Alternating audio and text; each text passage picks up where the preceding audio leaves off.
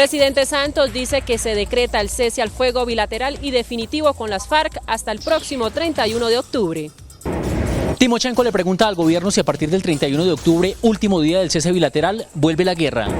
Con sorpresa, y algunos preguntando si será que se reanuda la guerra en Colombia, recibieron en el Senado el anuncio del presidente Santos de poner un límite al cese del fuego con las FARC. Mañana cumbre Santos-Uribe. La canciller María Ángela Holguín advirtió que el uribismo promotor del no debe reunirse con los jefes guerrilleros en Cuba para destrabar lo más pronto posible los diálogos de paz. Cautelosos pero con optimismo anuncian que irán mañana a la reunión con el presidente Santos los dirigentes del uribismo. Como histórica calificó el vicepresidente la reunión entre el presidente Juan Manuel Santos y los expresidentes Álvaro Uribe y Andrés Pastrana.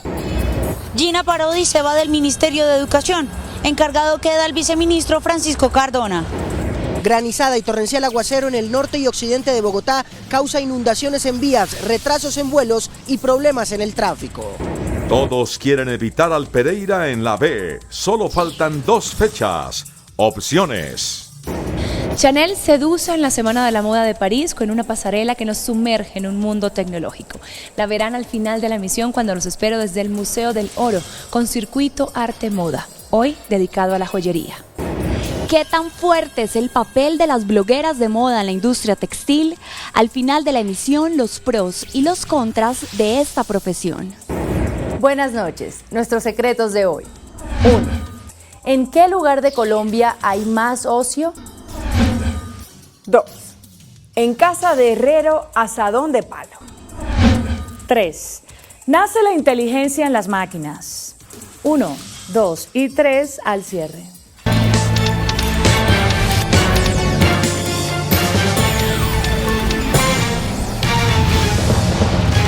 Buenas noches. El presidente Juan Manuel Santos prorrogó hasta el 31 de octubre el cese del fuego bilateral con las FARC. Francis Sepúlveda, muy buenas noches y adelante con toda la información. María Andrea, muy buenas noches. Mire, inicio citando unas palabras textuales que dijo el presidente Santos el domingo después de conocerse los resultados del plebiscito. Abro comillas. El cese al fuego y de hostilidades bilateral y definitivo sigue vigente y seguirá vigente. Cierro comillas. ¿Por qué? Porque hoy el presidente Santos ha ratificado esa fecha o esa vigencia del cese bilateral y lo extiende hasta el próximo 31 de octubre. Y con este nuevo decreto que expide, pues le da garantías precisamente a ese cese de hostilidades y también, digámoslo así, tranquilidad a esa misión por parte de las Naciones Unidas para este tema. El presidente Santos decide hacer una prórroga hasta el próximo 31 de octubre del cese al fuego con las FARC, teniendo en cuenta los resultados del no de este domingo. Según explican fuentes de Casa de Nariño, al no refrendarse los acuerdos por parte de los colombianos, todo lo pactado con las FARC quedó sin efecto como este tema. El jefe de Estado extendió esta medida mientras se realiza el diálogo con la oposición para saber si lo negociado con la guerrilla se salva.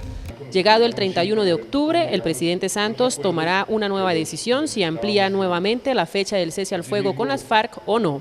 Se decretó el cese al fuego bilateral y definitivo con las FARC hasta el 31 de octubre y yo espero que podamos avanzar en los acuerdos, en los diálogos, para que podamos concretar los arreglos y los acuerdos que nos permitan poner en marcha la solución a este conflicto.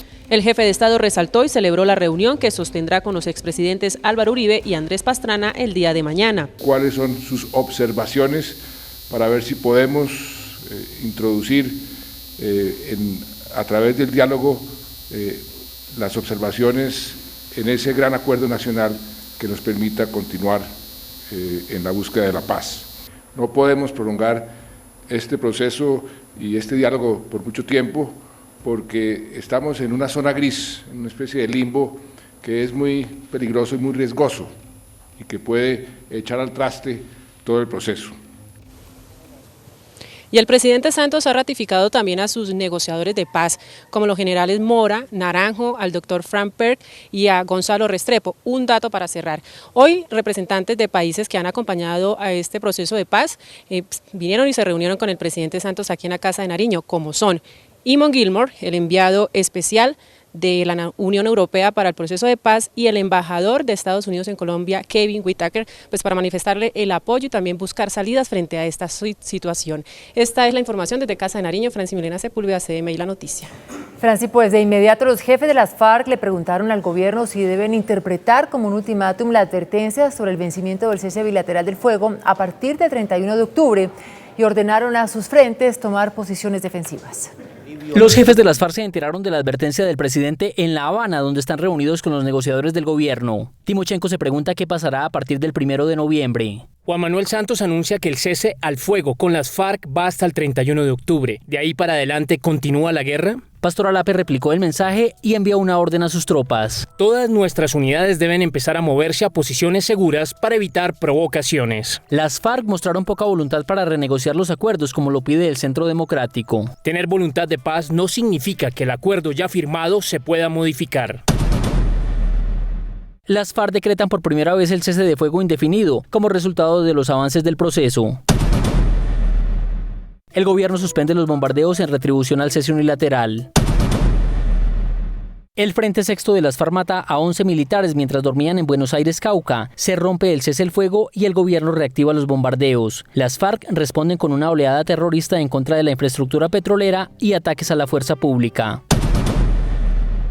Las FARC inician un nuevo cese del fuego indefinido. El gobierno declaró el cese bilateral, que se ha cumplido en 100% hasta el momento. De inmediato, la clase política reaccionó a los anuncios del presidente Juan Manuel Santos y de las FARC. Carlos Ruiz, buenas noches. ¿Qué dijeron los parlamentarios? Inés María, buenas noches.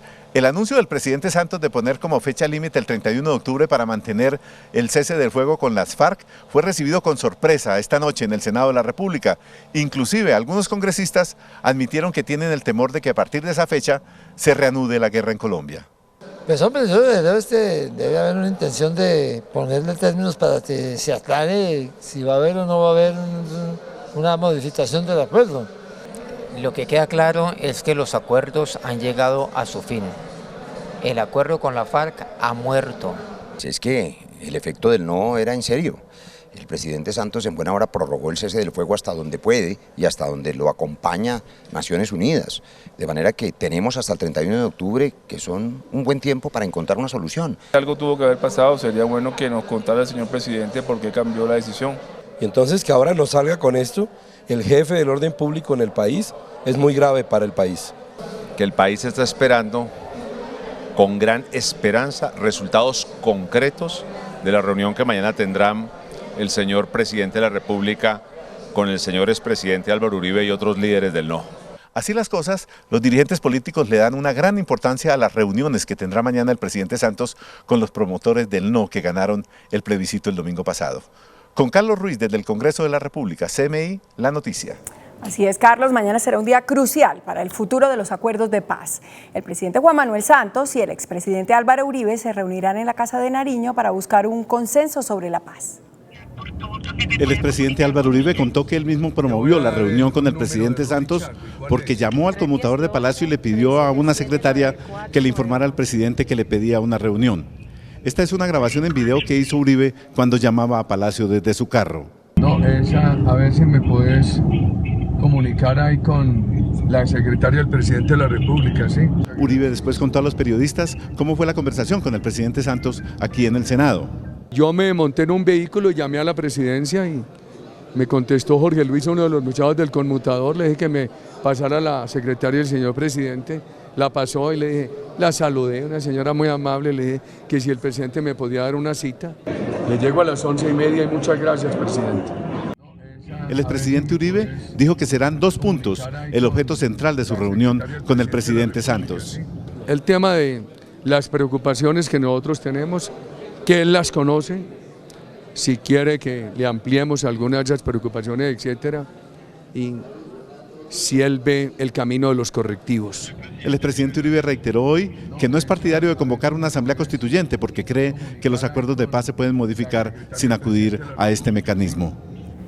La canciller María Ángela Holguín, designada por el presidente Santos para hablar con los líderes del no descarta la posibilidad de que el uribismo se reúna en La Habana con las FARC. Para la canciller María Ángela Holguín, una salida rápida al duro momento que atraviesa el país tras el triunfo del no al plebiscito por la paz sería la visita del uribismo a los jefes de las FARC en La Habana, Cuba. Allí, según sus palabras, tendrán la carga argumental por su oposición a los acuerdos. Eso sería el ideal. Todavía no hay una decisión tomada, pero creo que así como nosotros vamos a oír, también es que las FARC oigan esos argumentos. Para la jefa de la diplomacia colombiana, las dos delegaciones del sí y del no se sentarán a negociar. El rol del gobierno será escuchar. Nuestros argumentos eran el acuerdo. Esa fue toda la argumentación para la paz. Ahora que ellos den su argumentación de cómo se llega a la paz, si han dicho que quieren la paz y que quieren seguir el proceso, entonces vamos a oírlos. Holguín, una de las delegadas por el gobierno para dialogar con los uribistas, ve positiva la reunión que mañana sostendrá el presidente Santos con el expresidente Uribe. El ministro del Interior, Juan Fernando Cristo, propuso que los 3 delegados del uribismo para reorientar los acuerdos de paz se reúnan en La Habana con las FARC.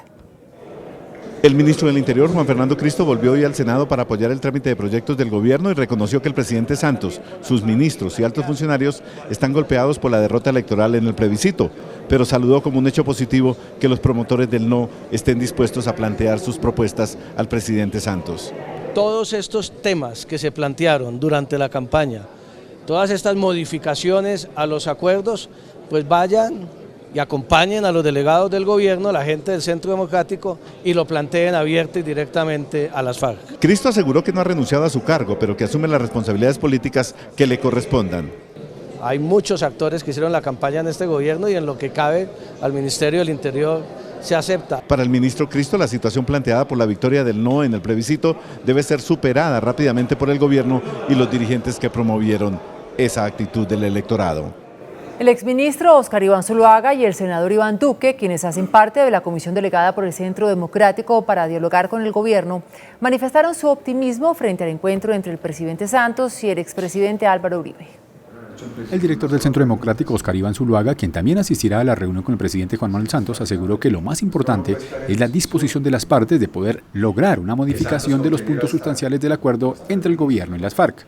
Es una gran noticia y esperemos que la reunión permita avanzar y se tenga claridad sobre lo que sigue.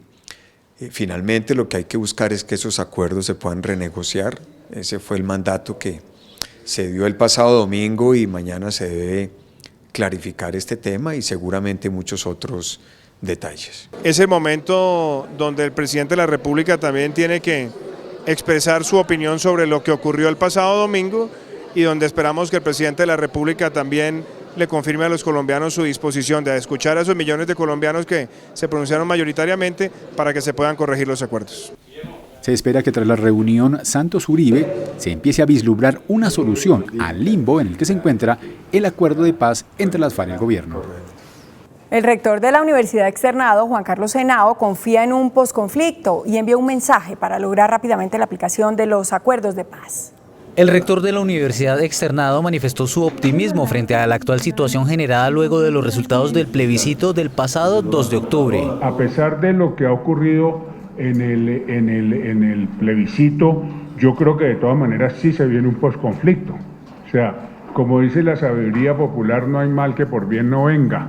¿Sí? Esto se terminará arreglando de alguna manera y debemos recibirlo positivamente. Igualmente envió un mensaje de tranquilidad para que se siga adelante con los diálogos de paz. Entonces no tenemos que dejar frustrarnos los que estábamos por el sí, digamos, frustrarnos de creer que esto se acabó. Esto no se ha acabado. La intención es que sigamos para adelante. Las declaraciones las hizo en el marco de un foro de control fiscal ambiental, donde se presentaron los resultados de una auditoría a las corporaciones autónomas regionales. El vicepresidente Germán Vargas dijo que espera mañana que en la cumbre Santos-Uribe se logren acuerdos para avanzar en la aplicación del fin del conflicto. Con optimismo ve el vicepresidente de Colombia la reunión entre el presidente Juan Manuel Santos y el expresidente Álvaro Uribe. Ojalá estas reuniones salgan muy constructivas y de ahí salgan unos acuerdos que nos permitan avanzar. Como histórica, calificó el vicepresidente esta reunión. Por supuesto, hace ya 6 años que yo creo que no se reunían. Se mostró sorprendido por el resultado del plebiscito. Pues no, muy sorpresivo. Vamos a ver cómo se desenvuelve la reunión de mañana y qué luz verde puede salir de ella.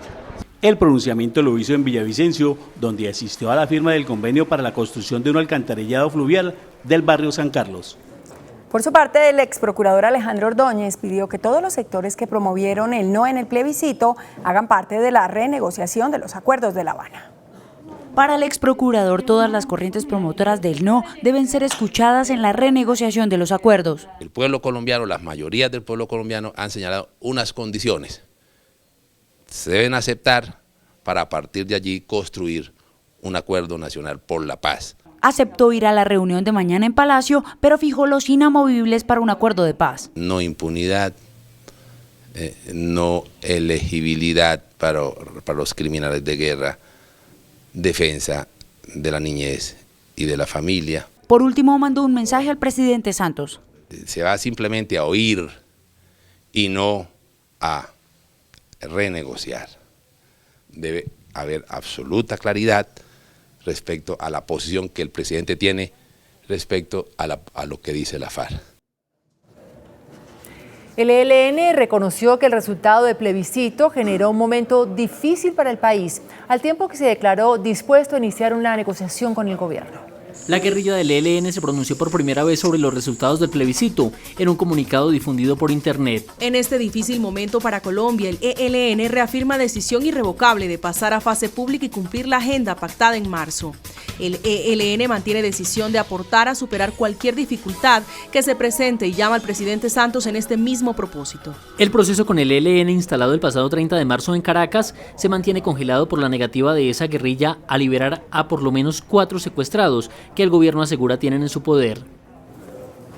La Fiscalía General presentó una nueva radiografía del delito en Colombia. Hay alerta por el incremento en los casos de sicariato en Bogotá y Cali.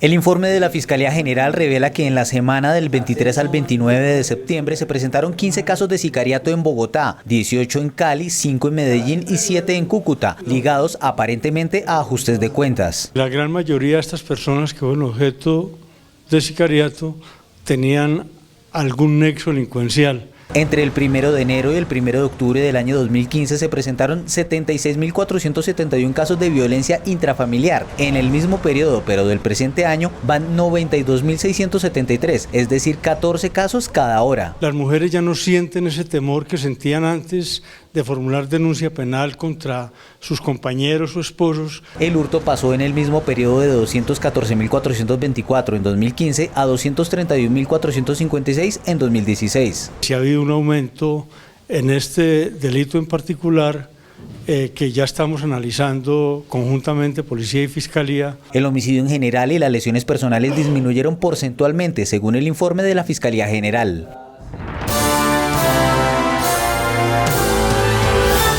Gina Parodi renunció al Ministerio de Educación. Francisco Cardona, quien venía desempeñándose como viceministro de Educación Superior, asumirá la cartera en calidad de encargo.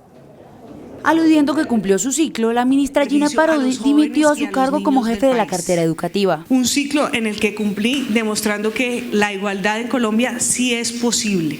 La educación de calidad ha dejado de ser en Colombia un privilegio de los ricos. La ministra y otros actores del sistema educativo destacaron algunos logros de estos 2 años de trabajo.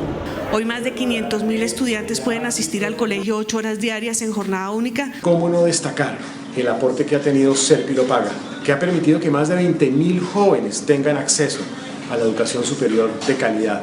También hablaron de los retos para el ministro entrante. En materia de financiación, revisar la Ley 30, revisar también algunos artículos de los acuerdos que son los que impactan negativamente en la financiación de las universidades públicas, por ejemplo. Colombia necesita un ministro de Educación formado en el sector educativo, que provenga de él, no de los acuerdos políticos. En encargo quedará Francisco Cardona, quien venía reemplazando a la ministra Gina Parodi mientras estaba vinculada a la campaña del sí. Caos vehicular causó en Bogotá una granizada registrada en las últimas horas. El IDEAM anunció el inicio de la segunda temporada de lluvias en el país. Una tormenta con granizo se vivió hoy en Bogotá. Carros quedaron atrapados en el hielo. En una escuela de natación, el techo se rompió. Barrios como Salitre, Modelia y Quinta Paredes quedaron prácticamente blancos por la granizada. Pero mientras en algunos sectores los ciudadanos aprovecharon para tomarse fotos y jugar en el hielo, en vías principales como la avenida Novena, La Esperanza, la calle 26 y la 68, el caos se apoderó de la movilidad. Incluso se reportaron retrasos que llegaban a El Dorado y por los fuertes vientos y el granizo tuvieron que demorar un poco su aterrizaje. Estamos ya empezando y anunciamos entonces la segunda temporada de más lluvias del segundo semestre del año, que es los meses de octubre y noviembre. Más de 70 llamadas de emergencias se recibieron en la línea 123. Según la Unidad Nacional del Riesgo, se elevó a 18.000 el número de familias afectadas en la costa caribe por el paso del huracán Matthew. Matthew deja una afectación de 18.000 familias.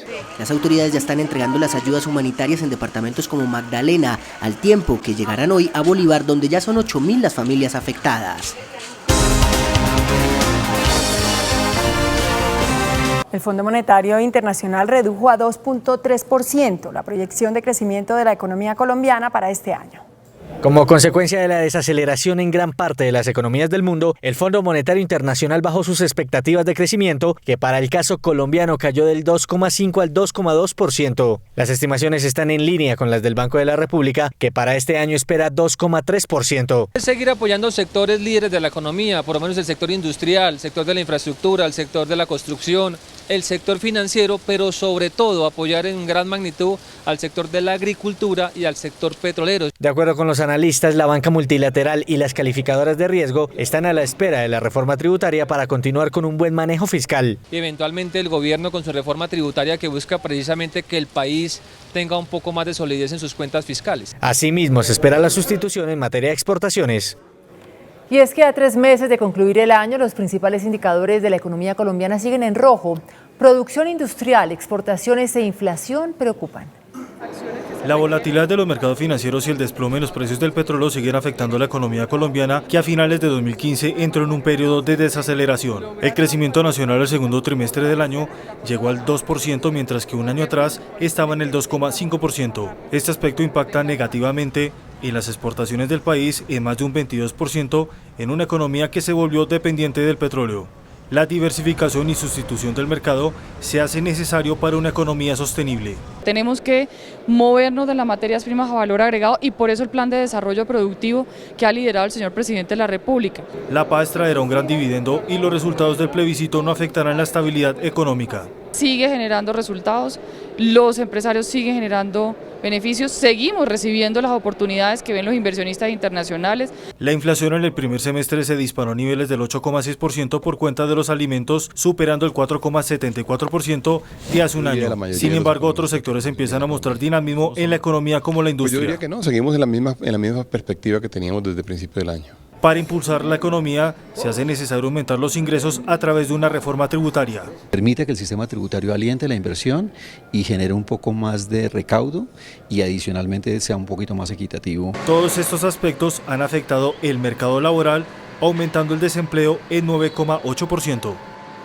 Esta noche la plenaria del Senado aprobó en último debate la nueva ley de licores que mantiene el monopolio rentístico en cabeza de los departamentos y aumentó los tributos a las bebidas alcohólicas. Con la aprobación de la ley de licores aumentarán los recaudos para los departamentos de 1,4 billones a 1,8 billones de pesos. La fórmula aprobada por el legislativo será de 220 pesos por grado alcoholímetro y un impuesto ad valorem del 25%. Lo que se está protegiendo es todas las licoreras nacionales y los tributos que hoy representan más o menos en promedio el 25% de los ingresos departamentales. Que se consuma menos, pero que haya mejor recaudo. Para los vinos el impuesto específico quedó en 150 pesos por grado alcoholímetro y un impuesto ad valorem del 20%. Son recursos para los departamentos, pero con esto vamos a tener más recursos para la salud. Los padres de familia vamos a estar más tranquilos porque se encarece ese consumo de bebidas alcohólicas. Un intento por aumentar el impuesto a la cerveza fracasó por antitécnico. La ley de licores pasará a conciliación y posteriormente entra a sanción presidencial. El índice de capitalización de la bolsa que mide el comportamiento de las 20 principales acciones cerró al alza. El índice de capitalización de la Bolsa de Valores de Colombia subió 0,34% a 1.335 puntos. La empresa de telecomunicaciones de Bogotá fue la acción que más subió, con una valorización de 2,40% a 597 pesos. La acción de Isagen fue la que más cayó, con una pérdida de 3,06% a 3.010 pesos. La acción más transada de la jornada fue la de Preferencial Bancolombia, al movilizar más de 16.000 millones de pesos. El precio del dólar también cerró al alza. Indicadores económicos del día en CMI. La tasa representativa del mercado que regirá para mañana miércoles será de 2.963 pesos con 6 centavos. Los profesionales del cambio compran la divisa en 2.790 pesos y la venden en 2.810 pesos. Un euro cuesta 3.275 pesos. La libra de café en Nueva York se cotizó a $1.47. El azúcar se transó en 23,27 centavos de dólar la libra. El barril de petróleo WTI se cotizó en $49,20. Una acción de Ecopetrol cuesta 1.275 pesos.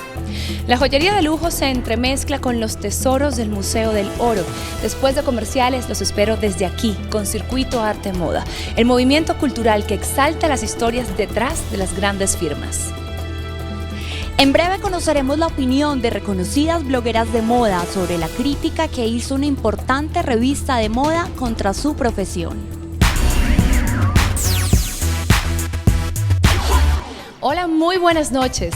Los saludo desde el Museo del Oro en el centro de Bogotá, la segunda parada del Circuito Arte Moda, que hoy enmarca dentro de este contexto histórico y de patrimonio cultural una muestra retrospectiva de joyería de lujo. Tener orejas largas entonces era un símbolo de poder también. Con una visita privada por la colección del Museo del Oro, inició la velada en la que este metal precioso se muestra en todo su esplendor en piezas históricas. El marco para luego apreciar el lujo de la joyería contemporánea, de la mano de una de las firmas más importantes del país. La joyería comprende dos ramos básicamente, uno que es la joya fina, que es la de inversión, y la otra que es la joyería accesorio, que es la que usa la mujer todos los días. ¿Qué hay detrás de la creación de las joyas? La historia hace parte del recorrido.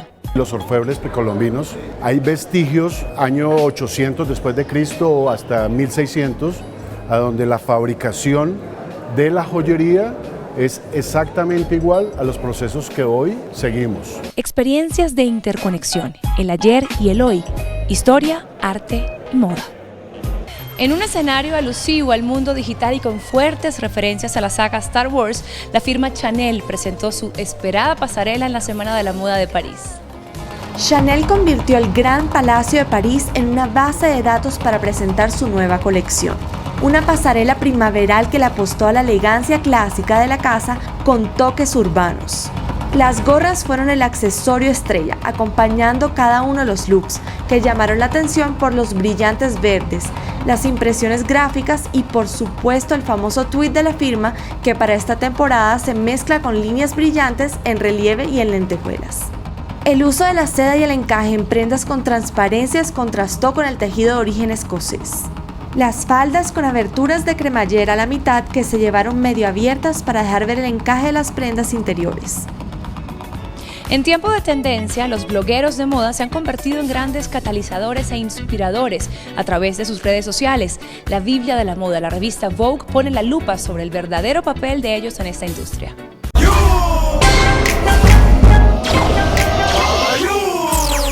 Las blogueras de moda se han convertido en las grandes influenciadoras de la industria textil. Sin embargo, una importante publicación hizo una fuerte crítica hacia su profesión. La directora creativa digital de la revista Vogue, Sally Singer, dijo en un editorial: nota para los bloggers que cambian de la cabeza a los pies para usar prendas con las que les pagan. Por favor, encuentren otro trabajo. Están anunciando la muerte de la moda. Una blogger que haga un trabajo con rigurosidad es, digamos, alguien que tiene en cuenta el mensaje y, digamos, la gran audiencia que tiene, mucho más allá de tomarse una foto linda. En Colombia, las blogueras de moda se han convertido en referentes de estilo y cuentan con miles de seguidores en sus redes sociales. Hoy aparecen unos personajes, se llaman blogueros, que sin ningún tipo de formación, a partir de una falsa estética, porque buscan unas estéticas anárquicas, ellos se encargan en protagonizarlas, pero como se visten diferente, son anárquicos en el estilo, piensan que por ser diferentes en su fachada, tienen la capacidad de comunicar una estética. Esta es otra noticia del entretenimiento. Se llama Kiro Bomini, tiene la inteligencia de un niño de 10 años y gracias a una infinidad de sensores este pequeño robot podrá detectar en su rostro o en el tono de su voz si usted está triste o aburrido, propondrá retos, juegos o planes que lo saquen de su rutina y le cambien el ánimo. Pero lo más increíble es que este pequeño robot tiene la capacidad de aprender e interactuar con otros dispositivos y con el tiempo podrá no solo hablar con usted, sino actuar como un copiloto en su carro, siendo capaz de informarle cuando sea la hora de poner gasolina o activar el radio si detecta que usted se está quedando dormido al volante. Hoy me despido desde el Museo del Oro, que esta noche albergó una exhibición de joyería de lujo en el marco de Circuito Arte Moda. Que tengan una muy feliz noche. Nosotros nos vemos mañana. Chao. Después de la pausa, nuestros secretos de hoy. 1. ¿En qué lugar de Colombia hay más ocio? 2. En casa de herrero, asadón de palo. 3. Nace la inteligencia en las máquinas. 1, 2 y 3 después de comerciales.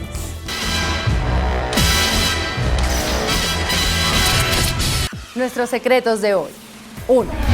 Es preocupante el ocio en la Cámara de Representantes. Es notable la parálisis, falta de debate serio en las comisiones y en las plenarias de la corporación asustan. Desde 2 semanas antes del plebiscito, los representantes se fueron a sus regiones a trabajar por el sí o por el no. Esta semana, cuando todo parecía indicar que se reactivarían las discusiones en la corporación, el trabajo siguió paralizado. Para mañana miércoles apenas se tiene previsto el trabajo en 3 de las 7 comisiones. Proyectos tan importantes como la eliminación del cobro para la reconexión de los servicios públicos sigue esperando la decisión de los honorables representantes. 2. Conozcan esta historia. Ella es Luzdari Inés Mora, periodista de Barranca. Era la encargada de la divulgación y prensa de la Unión Sindical Obrera, el sindicato de trabajadores de Ecopetrol. Trabajó por más de 2 años y medio con una organización que defendía los derechos laborales. Jamás pensó que los suyos se pudieran ver vulnerados, sobre todo cuando quedó embarazada y el sindicato la desvinculó laboralmente. Ella intentó reintegrarse a su trabajo, pero le indicaron que debía ir a trabajar a otro municipio con un salario menor y como secretaria.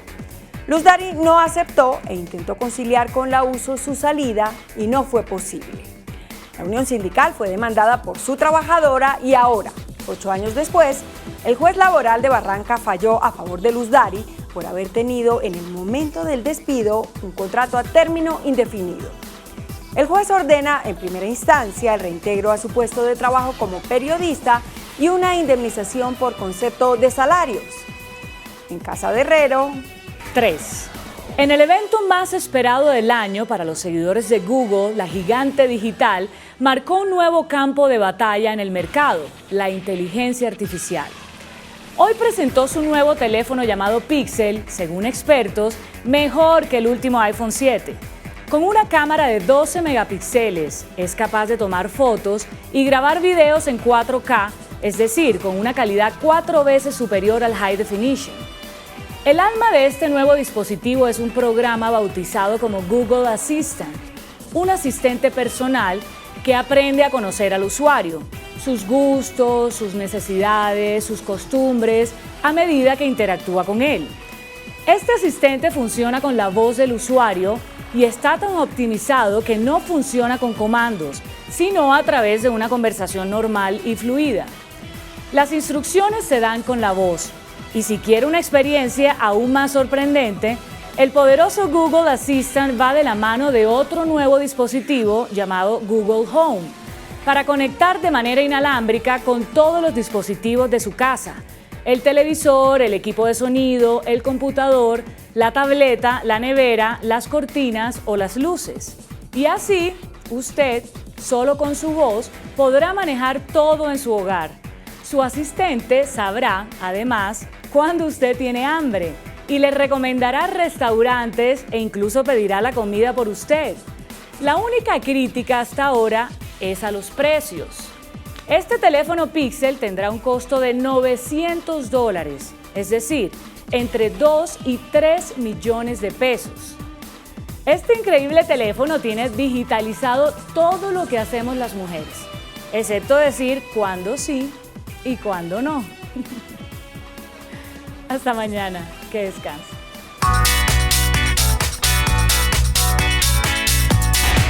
Después de la entrevista en Pregunta Yamid con la canciller de Colombia, María Ángela Holguín, ¿usted diría que lo que pasó en Colombia el domingo fue bueno o malo? Bueno, 44%. Malo, 56%.